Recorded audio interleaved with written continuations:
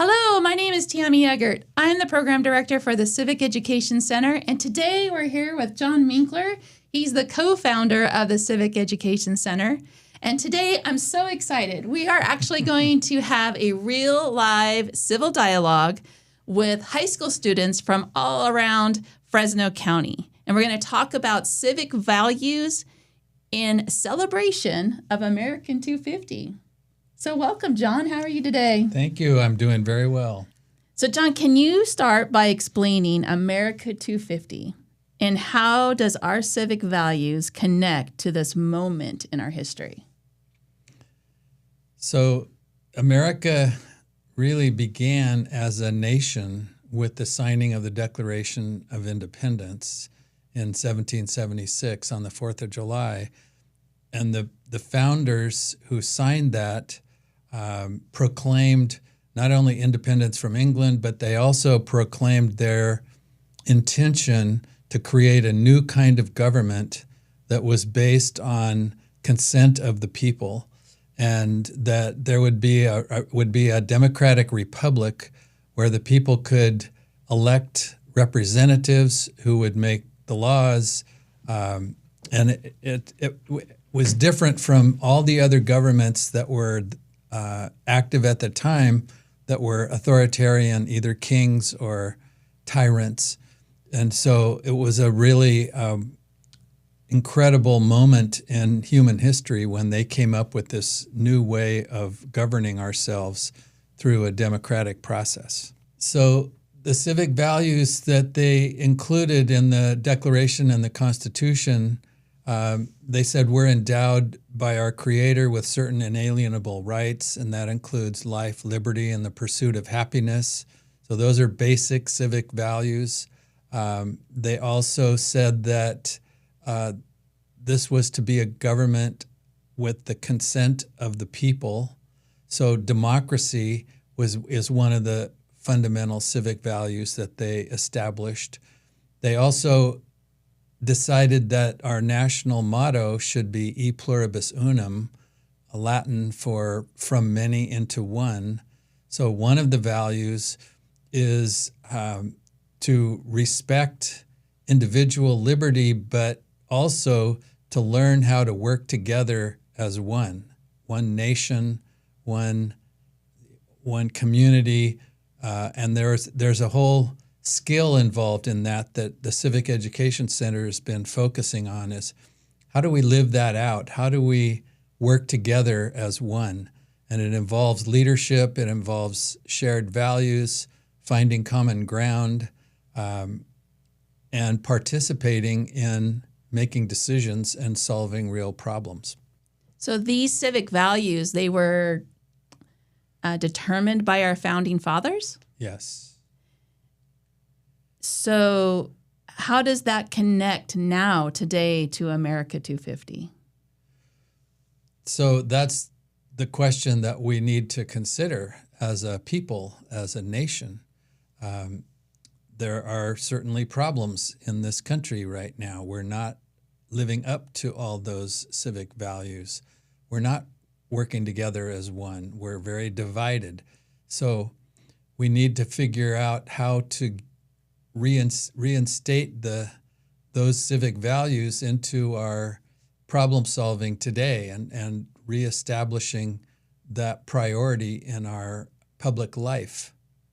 And so can you explain what is a civil dialogue? So dialogue comes from the Greek Socrates and Plato.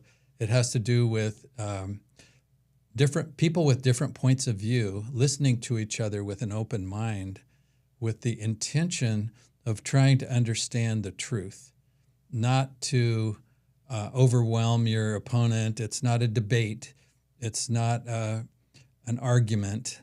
It's a conversation with the intention of finding common ground, finding the truth. And it may not be clear at first. It may take a while for the conversation to continue.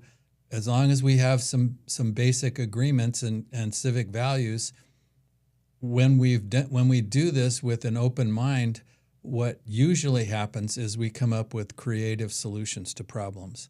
And students really enjoy the opportunity to do that. And they're very seldom given that opportunity. So that's one of the things we do at the Civic Ed Center. We have a youth summit. We have monthly meetings of our Youth Service Council where the students practice communicating with each other to try to solve problems, to make plans, to develop programs that are going to be effective and include other students. It sounds like we do a lot of student voice and a lot of involving students in making the decisions. So can you explain why is it important to involve students in the conversation of having a civil dialogue around civic values? If civic values were founded by our founding fathers, why is it important to include students today to talk about them? Because students aren't going to be able to practice civic engagement and civic problem solving with respect for the civic values that we hold in common unless they practice. It's true of anything students learn, language, math, science. You learn by practicing. However, in social studies, we don't give many opportunities for students to practice civics and civic engagement and civil dialogue. Unfortunately, I think the schools are concerned about having students talking about controversial issues that some students might get upset or some students might be disrespectful, and that's something to consider. That's why we have agreements, and that's why we refer to the civic values, so that there's an agreement that we have respect for each other and we listen with an open mind. So why would a class or a school want to do it? What's the benefit of them doing a civil dialogue in the class? Well, it's actually a requirement of the public schools to educate students to become responsible citizens, just like it's a requirement to teach students how to read, how to write, how to do math, how to do science. There's also in the state standards and the state frameworks, it's very clearly stated that schools are to create, develop the skills and the values of citizenship, which includes civil dialogue. So the benefit to schools is that they're doing what they're supposed to do, and there's a benefit because the students end up participating in positive ways and contributing to the well-being of the school. It lowers discipline problems. It inspires some students who might be really negative about school and education.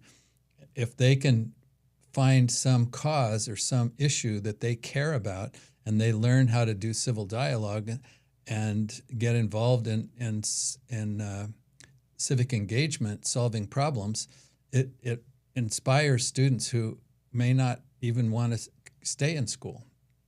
Wow. Have you seen that happen? Yes. That's cool.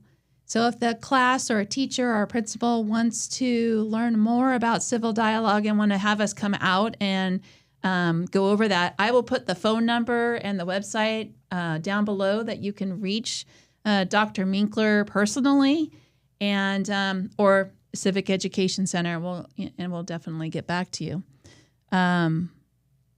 Is there anything else you want to say to? One other advantage for schools is the new award that was created by the State Department of Education in California, the State Seal of Civic Engagement, which students can earn by doing a civic engagement project that benefits their school or their community. And there are some specific guidelines for that, but students have to be guided to develop the skills to be able to engage in civil dialogue and then identify issues, do research, come up with a plan, work with community partners. and do a project that's going to benefit their school or their community. So it's helpful for high schools to be able to say, look, we've had this many students earn the state seal of civic engagement. That shows that we're really serious about providing these opportunities for students. Great. Thank you, Dr. Minkler, for joining us today. So next, we're going to bring in the high school students, and we are, Dr. Minkler is going to be our facilitator for the civil dialogue, so you get a chance to actually see it live here today. So stay tuned.